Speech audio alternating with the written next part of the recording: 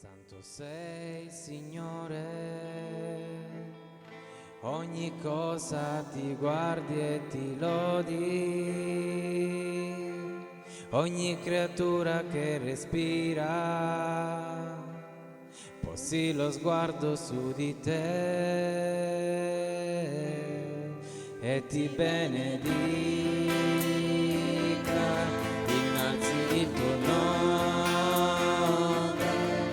dia la lode a te, Signore del cielo. Ogni cosa guardi a te, ogni lingua canti di te, tu sei il Signore, tu sei il Signore, e ogni cosa, Signore, è per te. Santo sei, Signore, ogni cosa ti guardi e ti lodi, ogni creatura che respira posi lo sguardo su di te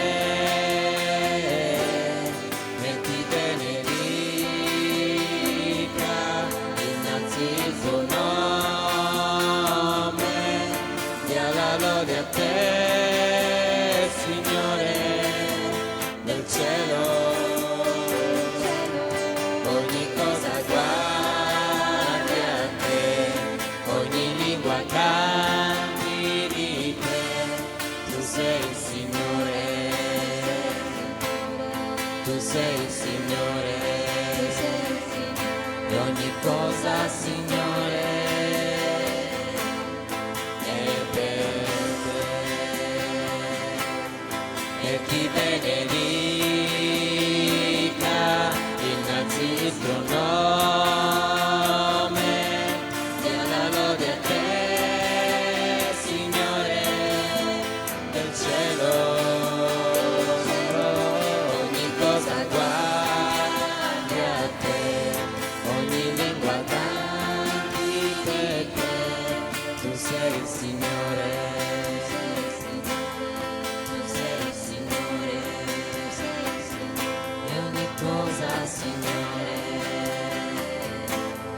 è per te, e ti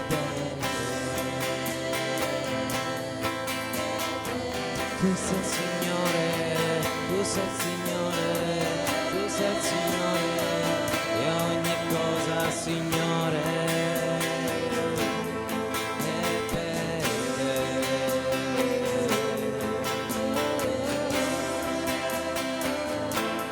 Tu sei il Signore, tu sei il Signore, e ogni cosa, Signore, è per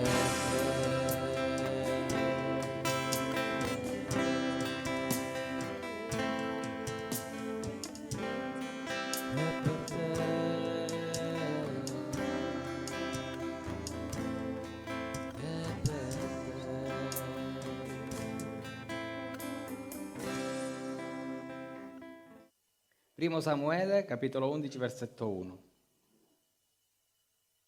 Poi Naash, l'ammonita, andò ad accamparsi contro Gebes in Galad. Allora tutti quelli che di Gebes dissero a Naash: fa alleanza con noi e noi ti serviremo. Naash, l'ammonita, rispose loro: io farò alleanza con voi, a questa condizione, che io cavi a tutti voi l'occhio destro, per gettare così disonore su tutto Israele.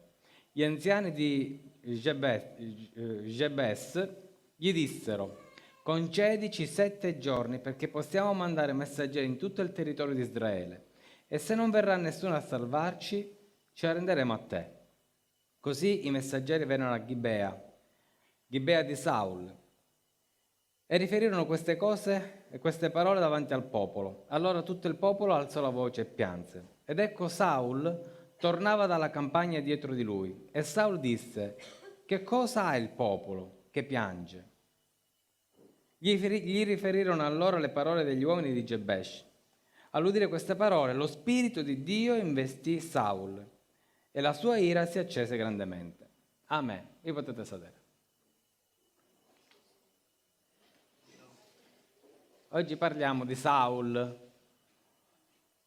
e di come lo Spirito Santo, lo Spirito di Dio, ha operato attraverso Saul.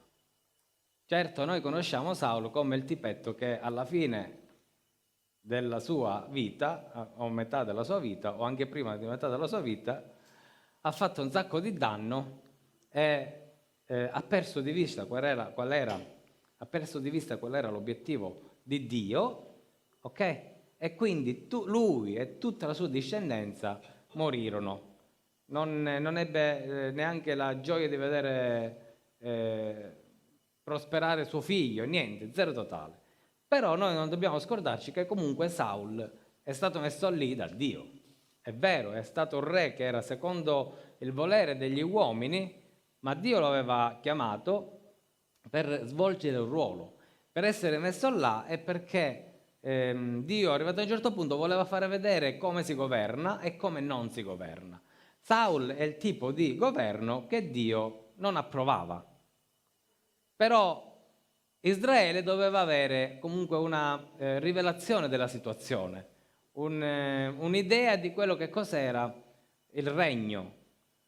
Noi infatti sappiamo che Dio, arrivato a un certo punto, disse a Samuele, lo trovate in 1 Samuele 8,9, or dunque ascolta la loro richiesta, ma avvertili solennemente e dichiara loro il diritto del re che regnerà su di loro. Quindi il re, non avevano un re loro fino ad allora, avevano dei giudici che governicchiavano, non erano dei re veri e propri, neanche governavano tutto Israele, governavano alcune tribù, qualcun altro governava solo una zona particolare. L'unico che, diciamo così, spiccava per il suo governo era Samuele. Samuele infatti è un vecchio, è anche lui un giudice, ma allo stesso tempo è anche un profeta del nuovo regno, diciamo così, regno istituito con Saul. Saul quindi diventa un personaggio che è investito dallo Spirito Santo. All'inizio addirittura lui ha dei successi militari. La sua vita è un salire, non è mai un discendere, fino a quando, arrivato a un certo punto, nella sua vita succede qualcosa. E lo trovate in 1 Samuele 13, da versetto 8. Egli aspettò 7 giorni il tempo fissato da Samuele, ma Samuele non giungeva a Gilgal e il popolo cominciava a disperdersi lontano da lui. Allora, che è successo? Che in 1 Samuele 11 Samuele muove questa battaglia contro Naash, scusate, e vince. Già lui era re di Israele, ma gli abitanti della città lo prendono e lo rifanno re. Un festeggiamento particolare che gli hanno voluto fare, e lo fanno re a Gilgal. Lui già era re, È stato un modo per confermarlo.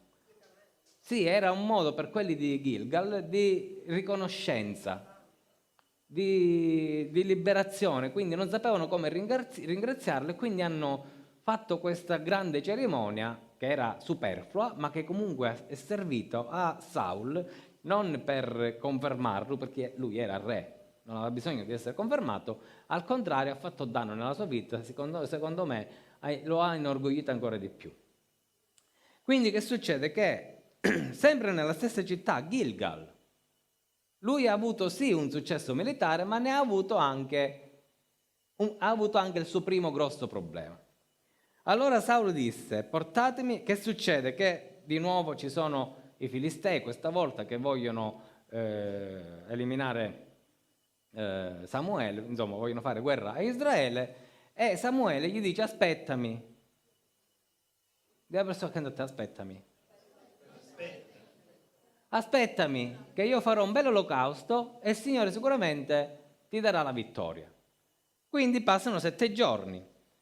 Passati 7 giorni, Saulo che cosa ha visto? Ha visto che il popolo si iniziò a disperdere, se ne stava andando. Allora Saulo disse: portatemi l'olocausto e i sacrifici di ringraziamento. Quindi offerse l'olocausto. Cioè quello che doveva fare Samuele lo ha fatto lui. Quello che era compito di Samuele, per cui doveva aspettare, l'aveva fatto lui. Se andate a leggere tutto il capitolo di 1 Samuele 11, la storia di Naash, Samuele, arrivato a un certo punto, prende un vitello e lo taglia a pezzi e lo manda per tutto Israele. Fa una specie di sacrificio, ma non è un sacrificio. Ha fatto qualcosa per far capire al popolo che c'era un grave problema, un grave pericolo e che erano tutti chiamati alla guerra. Samuele, forte forse di quel, tra virgolette, sacrificio, qua ripete la stessa cosa. Dice, vabbè, tanto il profeta non c'è, lo faccio io. Verrà in un secondo momento. Ma Samuele gli disse, che cosa hai fatto? Dì alla persona accanto a te, che cosa hai fatto? Penditi, che cosa hai fatto? Che cosa hai fatto? Saul rispose, quando ho visto che il popolo si disperdeva lontano da me, che tu non eri giunto nel giorno stabilito e che i Filistei si radunavano a Michmash, mi sono detto, ora i Filistei mi piomberanno addosso a Gilgal e io non ho ancora supplicato l'Eterno. Perciò mi sono fatto forza e ho offerto l'olocausto. Allora Samuele disse a Saulo, tu hai agito stoltamente. Dì alla persona accanto a te, hai agito stoltamente. Non hai osservato il comandamento che l'Eterno, il tuo Dio, ti aveva prescritto. L'Eterno infatti avrebbe stabilito il tuo regno su Israele per sempre, in perpetuo. Saulo era uno che se fosse oggi in mezzo a noi, talmente era bello, intelligente, affascinante, alto, robusto, era una persona che era perfetta. Ed era anche perfetto a livello emotivo, cioè non aveva problemi emotivi. Dopo ci vengono dei problemi emotivi. Quando lui è arrivato a un certo punto, ha capito che Davide doveva prendere il suo posto, impazzì. È diventato pazzo. Tant'è che lui all'inizio guardava le cose del Signore, poi ha iniziato a guardare a se stesso e poi gran parte del suo regno l'ha sprecato per togliere di mezzo Davide. Era una persona che umanamente parlando era eccellente rispetto a Davide che era piccolo, basso, magro, giovane. Umanamente parlando neanche suo papà e sua mamma lo consideravano. Figuratevi i suoi fratelli o il popolo. Ci siete? Ma dentro di lui c'era, siccome era una persona affabile, lui credeva più in se stesso. Che cosa succede a Gilgal quando ci sono i Filistei? Quello che ha mancato nella sua vita, Samuele ci dice che è stata l'ubbidienza. Ci siete? Ma l'ubbidienza, la disubbidienza in questo caso, nasce da qualcos'altro. E ce lo dice sottinteso, versetto 9. Versetto 8, ma Samuele non giungeva a Gilgal e il popolo cominciava a disperdersi lontano da lui. Cioè lui ha visto la sfiducia del popolo. Ok, si è visto che tutto l'esercito se ne stava andando, si stava disperdendo. Perché? Perché il popolo quel popolo che lo aveva incoronato a Gilgal, di nuovo re, quello stesso popolo lo guardava quella persona e dicevano questo non ci condurrà da nessuna parte. Non avevano perso fiducia in Dio, tra virgolette, avevano perso fiducia nel re, che era un rappresentante di Dio. Poi dice ancora, Samuele disse, Saulo disse, versetto 9, portatemi l'olocausto e i sacrifici di ringraziamento. E poi si giustifica con Samuele e dice, quando ho visto che il popolo si disperdeva lontano da me e che tu non eri giunto nel giorno stabilito, cioè lui che cosa fa? perde fiducia in Samuele. Cioè, il popolo perde fiducia perché il re perde fiducia. Perché neanche lui ci credeva in Samuele, tra virgolette. Neanche lui aveva appena visto che ritardava la sua fiducia in Samuele, se n'è andato a quel paese. Il popolo ha visto che Samuele non aveva il pugno fermo, non era un tipo che diceva: oh, dove state andando? Dobbiamo obbedire al Signore, dobbiamo aspettare il profeta. Non aveva preso posizione perché lui aveva fiducia in se stesso, ma non in Dio e neanche nel profeta. La disubbidienza nasce perché non si ha fiducia nel comandamento, non si ha fiducia in chi dà il comandamento, per cui le cose sono andate male. Dice: ma lo stesso ha vinto. Sì, ma lo stesso ha vinto. Ma in realtà ha perso tutto nella sua vita. È finita. Da questo momento in poi inizia il declino di Saul. Perché? Perché ha mancato di fiducia. Non credeva che il profeta potesse... L'ha visto ritardare e disse: non viene più. E che cosa ha fatto? Ha fatto un sacrificio. Non è stato tanto il sacrificio che lui ha fatto. Qualche bravo pastore dice che ha fatto qualcosa che non doveva fare perché toccava a Samuele, era qualcosa che riguardava il profeta e non il re. In realtà quello è una successione di peccati, c'è una successione di peccati. Il suo primo peccato è stato la mancanza di fiducia. Non credeva nelle parole del profeta, solo perché il profeta è ritardato un po'. Non ha creduto nelle sue parole. E il popolo ha visto questo con i suoi occhi, o comunque ha percepito che non era un re affidabile. Se no non se ne sarebbe andato. Se era un condottiero che poteva sostenere la situazione, il popolo non se ne sarebbe andato, sarebbe stato incoraggiato dal re ad aspettare. Questo doveva fare lui, mantenere la fiducia nel popolo, ma mantenere prima di tutto la fiducia dentro di sé nel profeta. Doveva tenere alta la fiducia del popolo, ma non ha potuto tenere alta la fiducia del popolo perché la sua fiducia nel profeta era sotto i piedi. Quindi se io non ho fiducia in chi mi comanda, io che divento capo di qualcuno, nessuno ha fiducia in me. Non ha saputo prendere le redini nella maniera giusta col popolo. Capite qual è la discussione? Quindi il suo declino.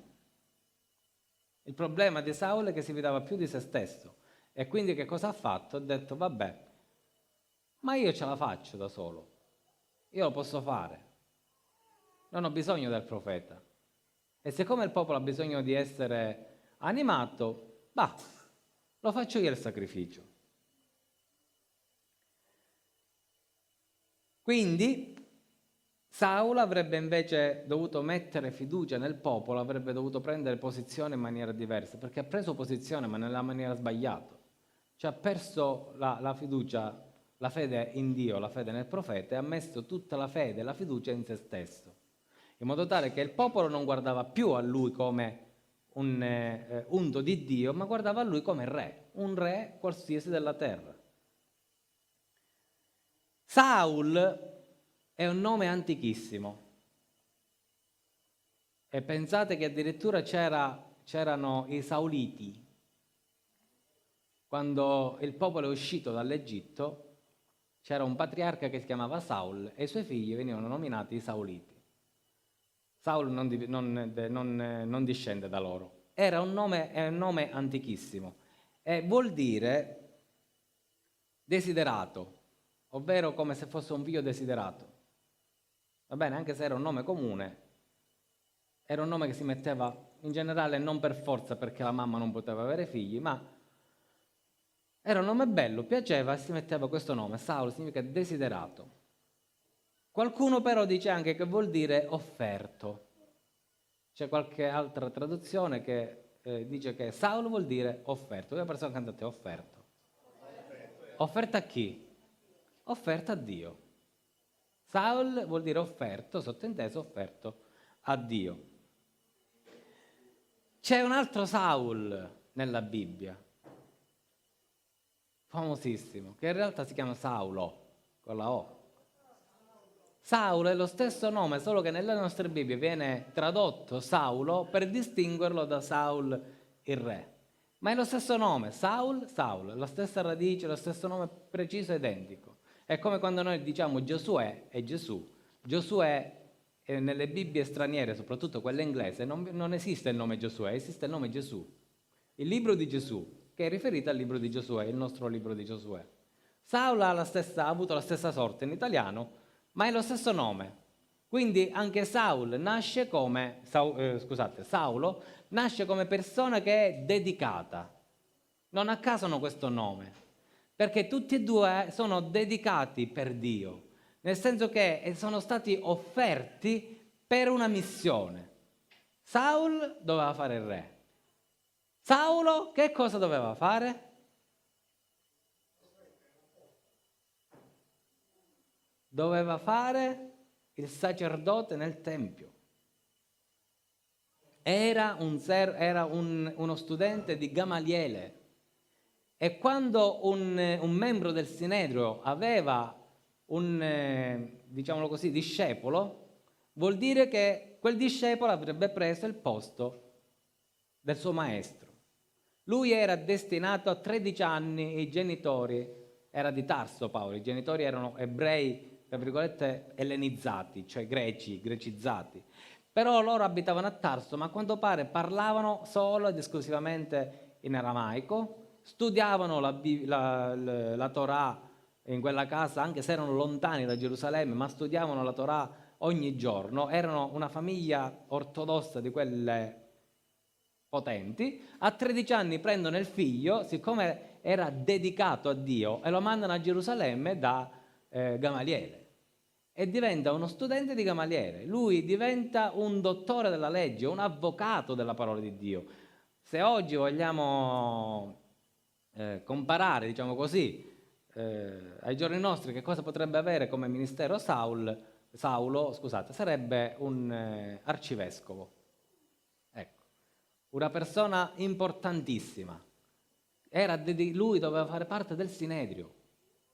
Nel Sinedrio sedevano 71 persone. Un posto era dedicato a Saulo.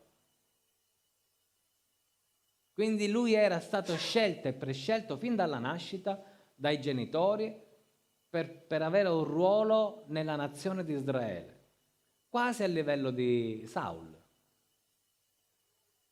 Entrambi sono stati chiamati a svolgere un ruolo per il proprio popolo, per la propria terra. Entrambi quindi furono offerti a Dio, Saul per regnare e Saulo per il Sinedrio. Atti 8, versetto 1. La vita di Saulo viene sconvolta dai cristiani. Atti 8.1 dice: Or Saulo approvava la sua uccisione. L'uccisione di chi? Di Stefano. In quel tempo ci fu una grande persecuzione contro la chiesa che era in Gerusalemme e furono tutti dispersi per le contrade della Giudea e della Samaria, ad eccezione degli apostoli. Alcuni uomini pii portarono a seppellire Stefano e fecero grande cordoglio per lui. Ma Saulo devastava la chiesa, entrando di casa in casa, trascinava via uomini e donne e li metteva in prigione. Atti 9.1. Saulo intanto, spirando ancora minacce e strage contro i discepoli del Signore, si recò dal sommo sacerdote e gli chiese lettere per le sinagoghe di Damasco affinché, se avesse trovato qualcuno che seguiva la via, uomini e donne, li potesse condurre legati a Gerusalemme. Saulo è, e non esagero, il talebano di 2000 anni fa. Era intenzionato a togliere di mezzo la Chiesa, quelli che seguivano la via, quelli che seguivano Gesù. Era una persona fanatica fino al midollo. Aveva in comune con il re l'orgoglio. Lui era e lui poteva farlo. Tutti e due hanno lavorato pensando di fare qualcosa per Dio. Perché anche Saul ha fatto quel sacrificio, ma non solo quello, ha fatto diverse cose pensando di fare qualcosa che era gradito a Dio. Saulo perseguitava la Chiesa pensando che stava facendo qualcosa di gradito a Dio. Tutti e due operavano con il mandato divino e con il mandato regale. Saul, perché era re, aveva ricevuto l'unzione da parte di Dio e quindi poteva fare quello che voleva. Saulo, perché aveva ricevuto da parte del sommo sacerdote carta scritta. Tutti e due si erano incamminati verso, tra virgolette, la gloria della loro carriera. Saulo, arrivato a un certo punto, ha disubbidito a Dio, mentre Paolo, arrivato a un certo punto, ha obbedito a Dio. Le loro vie si dividono nel momento in cui la fiducia di uno cala, la fiducia dell'altro aumenta.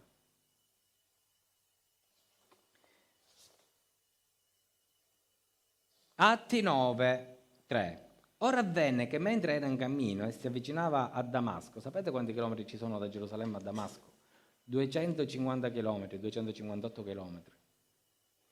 All'improvviso una luce dal cielo gli folgorò d'intorno e caduto a terra udì una voce che gli diceva: Saul, Saul, perché mi perseguiti? Ed egli disse: chi sei, Signore? E il Signore gli disse: io sono Gesù che tu perseguiti. Ti è duro recarcinare contro i pungoli. Allora egli, tutto tremante e spaventato, disse: Signore, che vuoi che io faccia? Dì alla persona accanto a te: che vuoi che io faccia? E il Signore: alzati ed entra nella città e ti sarà detto ciò che devi fare. Ora, Saul gli fu detto quello che doveva fare e non l'ha fatto, perché ha mancato di fiducia a Samuele. Però qualcuno dice: però passarono 7 giorni e il profeta ha ritardato, colpa del profeta. No, il profeta non ha ritardato perché aveva messo male l'orologio o perché il calendario del cellulare gli dava una data diversa. No, era tutto previsto nel calendario di Dio, nell'orario di Dio. Dio stava provando Saul, lo stava mettendo alla prova per vedere com'era il suo livello di fiducia, com'era il suo livello di ubbidienza. Amen. Quando Gesù è apparso a Saulo gli dice: che cosa devo fare? E Gesù gli dice: entra e aspetta. Ti sarà detto quello che devi fare.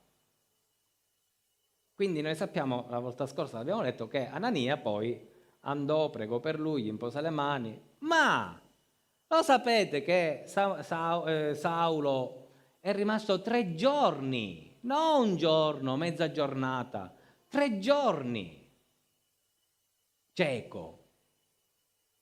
Che cosa avrebbe fatto uno? Io l'avesse fatto già dopo 24 ore probabilmente.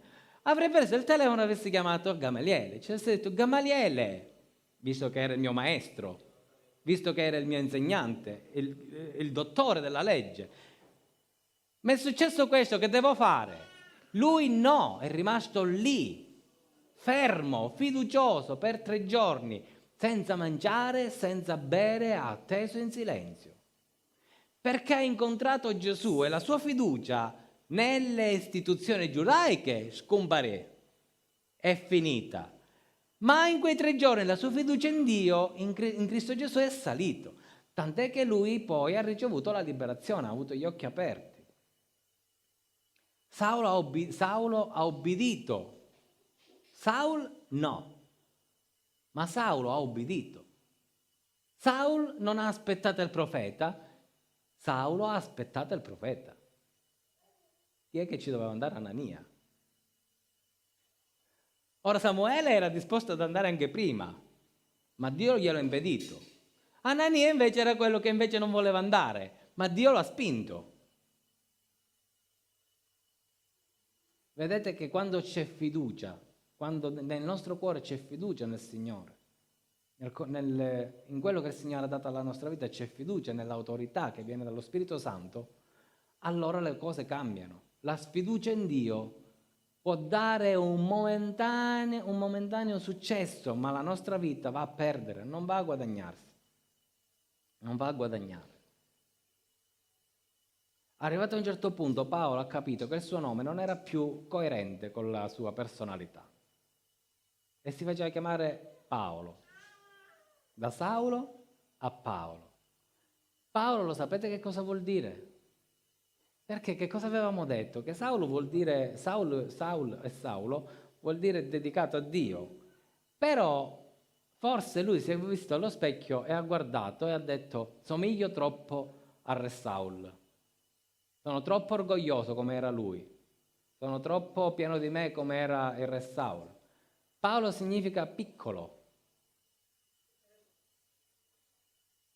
Lui ha voluto annientare la sua vita, rendersi piccolo, perché doveva essere piccolo davanti a Dio, non poteva essere più gonfio di se stesso, gonfio della sua conoscenza, gonfio del potere che aveva acquisito.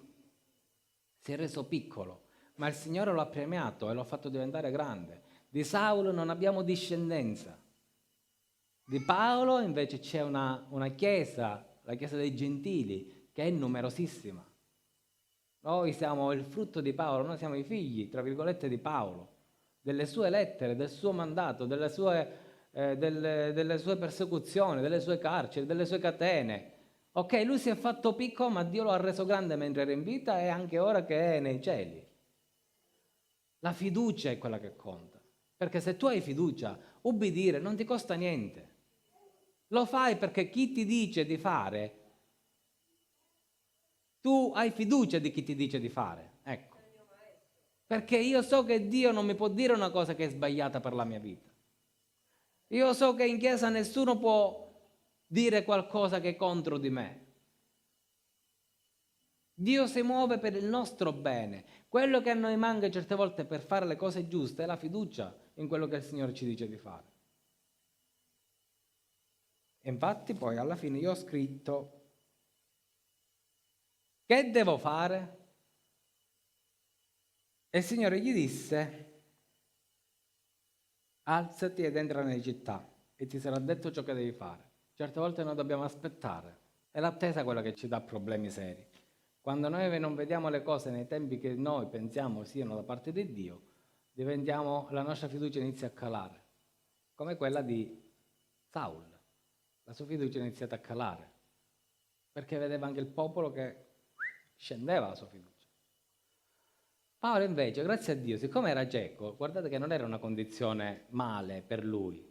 Meglio non vedere gli altri, cioè i suoi occhi non vedevano tutti quelli che erano con lui. Magari li sentiva parlare, ma non vedeva che si prendeva troppo pena per loro, non vedevano la sfiducia, non vedevano, Paolo non vedeva quello che c'era attorno a lui. Si è messo da parte e disse: va bene, Gesù mi ha detto di aspettare, io aspetto. Impariamo ad attendere fiduciosi nelle parole che Gesù ci ha dato. Amen? Amen. Signore, noi ti ringraziamo, ti preghiamo, Signore. Vogliamo prendere per mano la persona che è accanto a noi. Vogliamo, Signore, che il tuo Spirito mandi la tua unzione su di noi e sulla persona che noi teniamo per mano. Sul nostro marito, sul nostro figlio, su nostra moglie. Intervieni, Signore, nella sua vita. Intervieni nella mia vita e nella sua vita. Signore, io prima di tutto voglio avere fiducia in te. Voglio avere fiducia, Signore, perché se io mi fido di te, allora io obbedisco. Se io mi fido della tua parola, allora io faccio quello che la tua parola mi chiede di fare. Vogliamo essere come Paolo di Tarso. Vogliamo farci piccoli alla tua presenza, incapaci di muoverci se non capaci dalla tua gloria. Vieni, Spirito Santo, nella nostra vita. Vogliamo che la persona che è accanto a noi riceva la fiducia necessaria da parte dello Spirito Santo. Vogliamo essere persone che possono dare fiducia alle altre persone, perché hanno fiducia nell'Altissimo. Vogliamo essere persone di esempio che credono fermamente che Dio è nella loro vita, che hanno fiducia pienamente nel Signore del Signore e nel Re dei Re. Vogliamo che la persona accanto a noi veda questo nella nostra vita, che noi siamo persone ferme nella parola di Dio, ferme in quello che il Signore ci ha detto. Vogliamo che la persona accanto a noi acquisisca questa fermezza, che non guardi il mondo che si disperde, che non guardi quelli senza fiducia che se ne vanno, ma guardi, Signore, allo Spirito Santo, guardi a te, Padre eterno, Padre del cielo, per acquisire fiducia in te.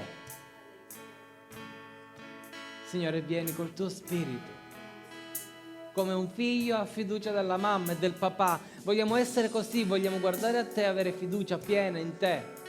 Signore, nei tempi stabiliti da te, nei momenti decisi da te. Nel nome di Gesù metti in noi questa fermezza. Non vogliamo traballare come traballò Saul, vogliamo essere fermi come era Saulo.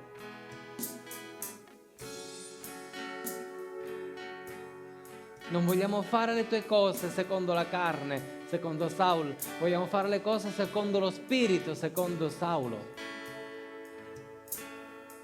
Vieni, Spirito Santo, nel nome di Gesù, tocca la mia vita e tocca la vita della persona che è accanto a me. Stendi la tua mano, Signore. Nel nome di Gesù riempici di Spirito Santo, riempici in questo momento, Signore. Vieni a trasformare il nostro modo di pensare. Non vogliamo essere pieni di noi stessi. Vogliamo abbandonare, Signore, questa logica malsana che aveva Saul. Vogliamo fare come ha fatto Paolo, diventare piccoli, non gonfi. Piccoli. Vieni, Spirito Santo, nel nome di Gesù. Vieni a riempirci di te e della tua gloria. Vogliamo essere persone sane, vogliamo essere persone fiduciose in te, vogliamo essere persone a cui le persone guardano perché vedono in noi dei punti di riferimento. Nel nome di Gesù, Signore, intervieni, stendi la tua mano, trasforma la nostra vita per renderla grande agli occhi tuoi, non secondo il mondo ma secondo lo Spirito Santo. Vieni, Signore dei cieli, nel nome di Gesù. Io voglio cacciare di ogni spirito malvagio, Signore, che nella nostra mente ci dice: tu sei qualcuno, non hai bisogno di Dio, non hai bisogno dei fratelli, non hai bisogno della Chiesa, non hai bisogno del pastore, non hai bisogno di tutte queste sciocchezze. Signore, nel nome di Gesù, io voglio cacciare di ogni spirito malvagio che suggerisce queste cose, nel nome di Gesù. Vattene via, spirito malvagio, nel nome di Gesù. Lo Spirito Santo suggerisce alla nostra mente che è necessario ascoltare la tua voce, necessario ascoltare la tua parola, necessario avere fiducia nelle persone, nei fratelli che ci stanno accanto, nelle autorità che Dio ha stabilito. È necessario avere quella fiducia che viene da Dio, nel nome di Gesù. Vieni, Spirito Santo.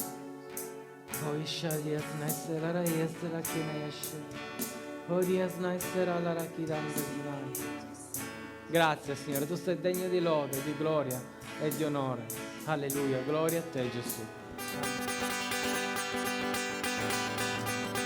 Oh Signore, amato mia, tu veniste solo per mia, mi dasti vita e armonia, solo per te voglio cantare, solo per te voglio cantare.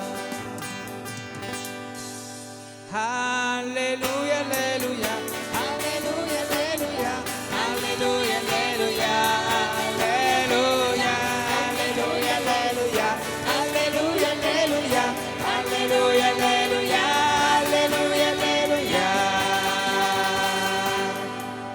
Ti voglio dare tutto il mio cuore per servirti con tanto amore. La vita mia ti voglio dare solo per te.